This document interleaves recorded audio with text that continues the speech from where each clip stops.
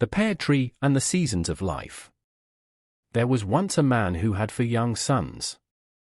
Wanting to teach them about the dangers of judging things too rapidly, he decided to send each of them on a journey, one after the other, to a distant pear tree. Each son went in a different season, the first in winter, the second in spring, and so on. At the end of the year he brought his children together and asked them what they'd seen. The son who'd traveled in winter described a gnarled, twisted, and barren tree that stood stark and ugly against the land. The son who went in spring disagreed. No, he said, the tree seemed full of hope and promise, with green buds along its branches. The third son, who traveled in summer, disagreed once more. The pear tree he'd seen was covered in beautiful blossom that looked and smelled divine.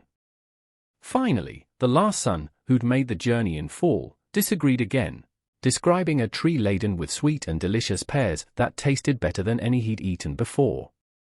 When each son had spoken, the father said they were all correct because they'd only seen but one season of the pear tree's life. He explained to his sons that it's foolish and impossible to judge something in this manner. The essence of something, whether it's a tree or their fellow man, can only be measured as a whole at the end of the year, having seen it in its fullness. To make your judgment in winter is to miss the promise of spring, the beauty of summer, and the fruit in fall.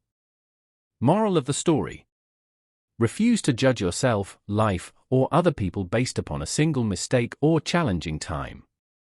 Refuse to let the pain of one season destroy the joy of those to come.